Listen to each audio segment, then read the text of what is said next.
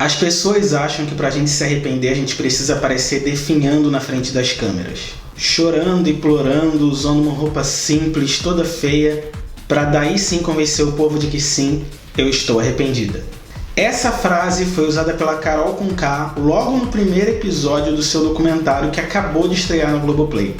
A Vida Depois do Tombo é um documentário em 4 episódios, eu já assisti e eu vou contar pra você mais ou menos como ele funciona e dar as minhas opiniões, e aí você decide se assiste ou não, e assistindo você tira suas opiniões sobre a Carol Conká depois do tombo que ela tomou, sendo recordista de rejeição dos Big Brothers do mundo inteiro.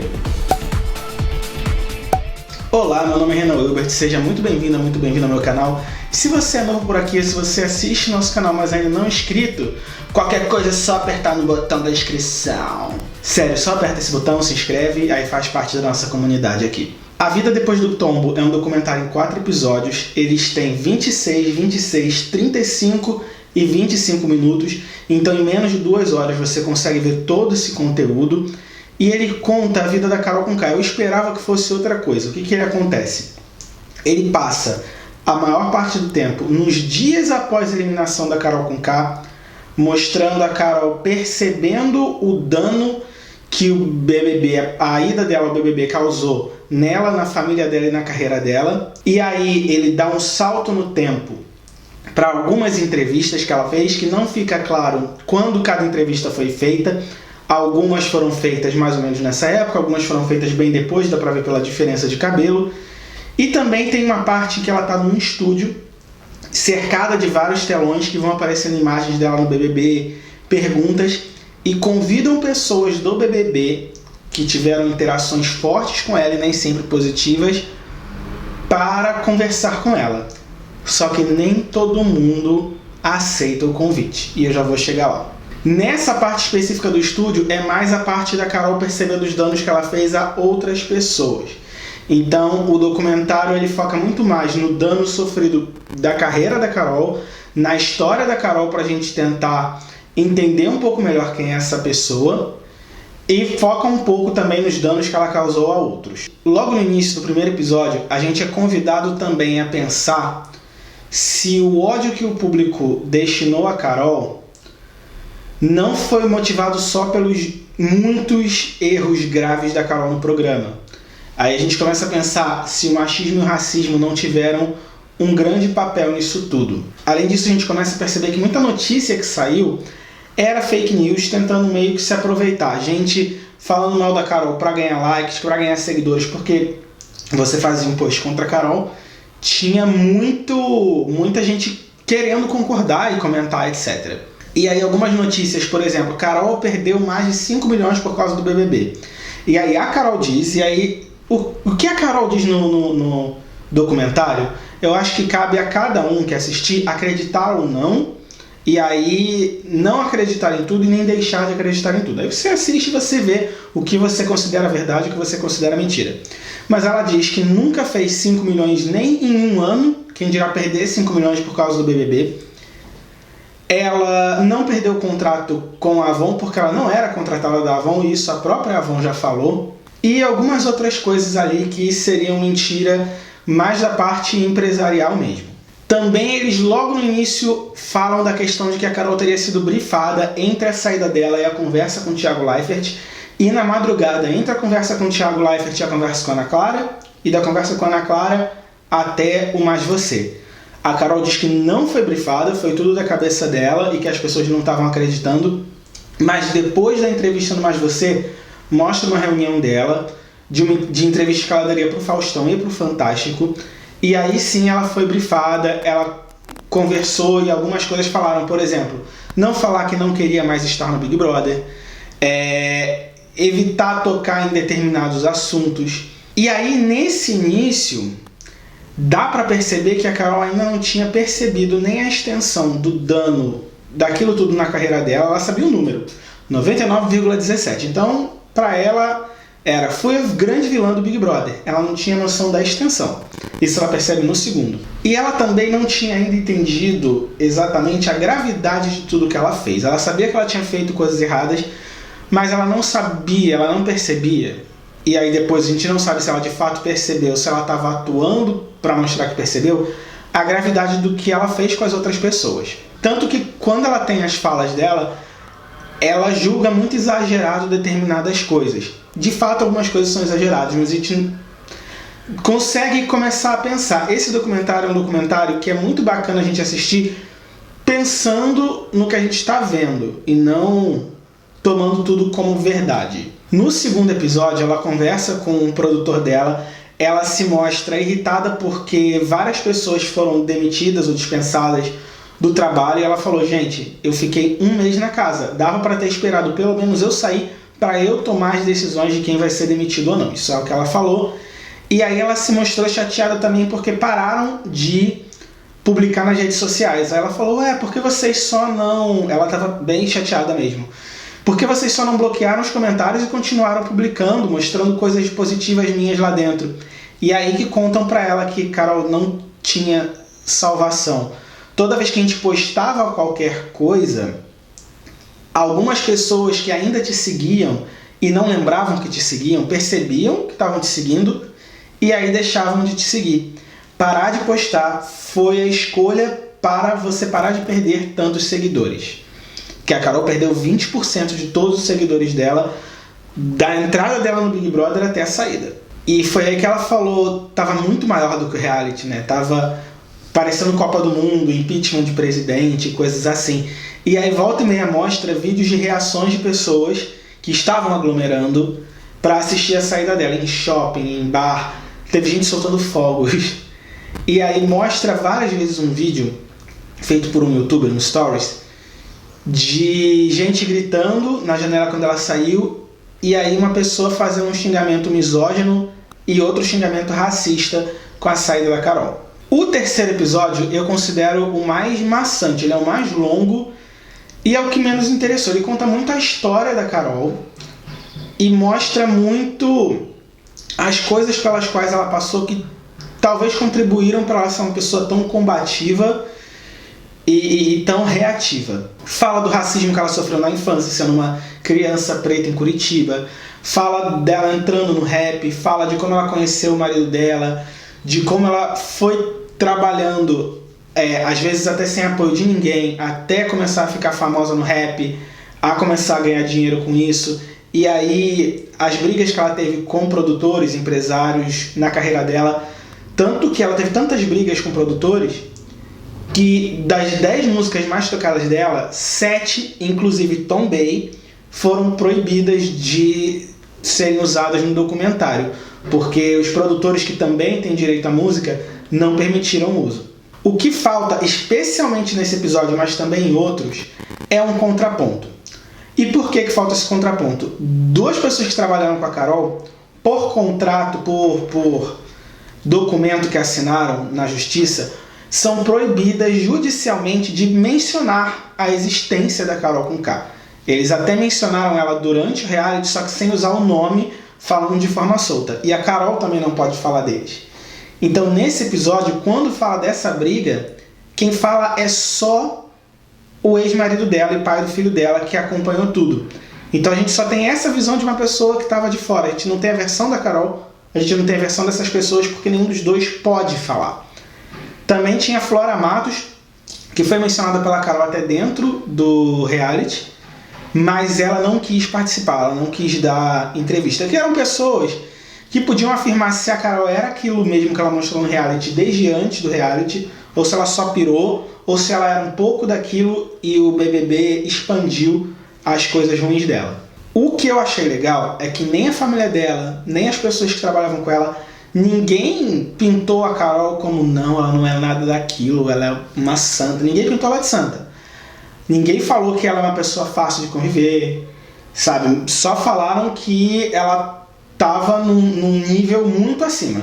Quando chega no último episódio, eles falam um pouco da Carol com o pai dela, que morreu quando ela tinha 14 anos. E eles tentam fazer uma conexão da relação dela com o pai com o que aconteceu com o Lucas, que são as 2 coisas principais desse último episódio. E aí é uma tentativa de ciclos de perdão. É o episódio que mais fala do daqui pra frente da Carol, que é o que ela pretende fazer. O documentário ele não fala de como a Carol vai reconstruir a carreira dela, o que ela está pensando para o futuro. Ela só fala no final que ela precisa agora olhar para frente, seguir em frente, se perdoar e reconstruir a carreira, mas o documentário em si não fala dessa reconstrução. Fala muito sobre perceber os danos.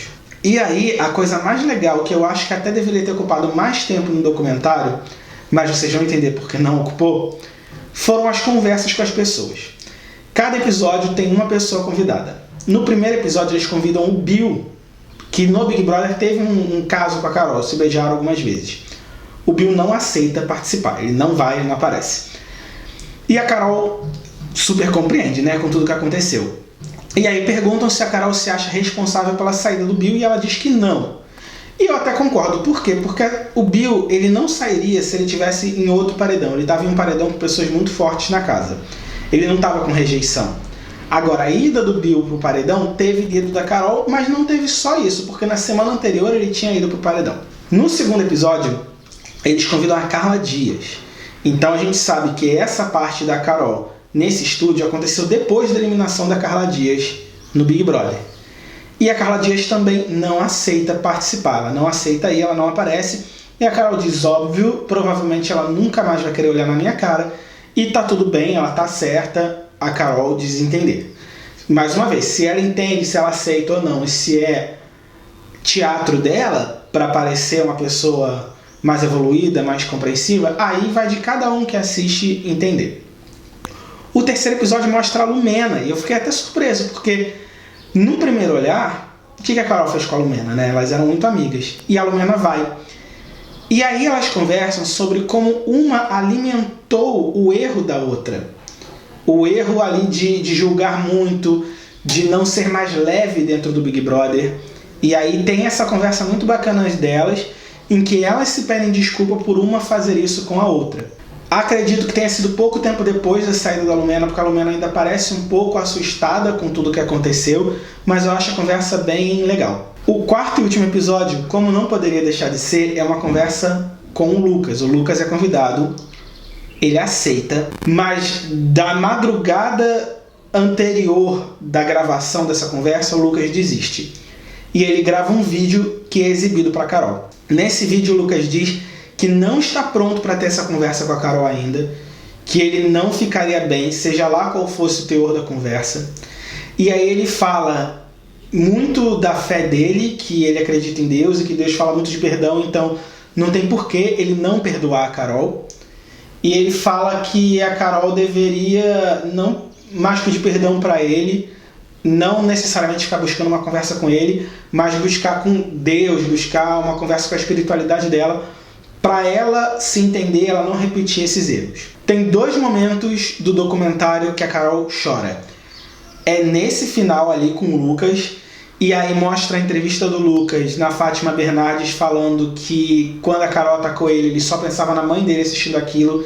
E aí a Carol chora porque a Carol é mãe, e aí ela diz que se alguém fizesse aquilo com o filho dela, que tem 15 anos, e que foi muito atacado enquanto a Carol estava no reality, ele fala no documentário que ele precisou criar um outro Instagram porque as pessoas ficavam atacando ele, e ela chora e diz que se acontecesse isso, ela não ia gostar, ela ia ficar muito mal, e ela disse estar muito triste. Nesse momento eu de fato acredito, sabe? Eu não acho que a Carol assina embaixo de tudo que ela fez no Big Brother, não. Pode ser que ela não tenha evoluído isso tudo, pode ser que ela ainda seja uma pessoa escrota sim, mas eu não acho que ela assina embaixo do que ela fez com o Lucas. O outro momento que ela chora mostra ela e a família assistindo a entrevista dela no Fantástico. E aí termina a entrevista e ela chora, e ela diz, eu não sou um monstro, não sou um monstro, com ela chorando, e dessa vez um choro muito mais forte, que foi poucos dias depois da saída dela. Ela saiu terça, a entrevista no Fantástico foi domingo, e aí ela estava bem emocionada. Eu não acho que esse documentário é uma tentativa de humanizar a Carol Conká, porque a Carol Conká não precisa ser humanizada, porque ela já é humana. A internet e as pessoas que assistem TV têm muita tendência a ver pessoas como personagens de novela que são uma coisa só, sabe? E aí a gente vê até participantes do Big Brother. Se você não gosta do Gil, o Gil é só falso. Se você gosta da Juliette, a Juliette é só maravilhosa. Se você não gosta da Carol, como foi o caso de muita gente que assistiu Big Brother, ela é só uma pessoa horrorosa e ela não tem um outro lado.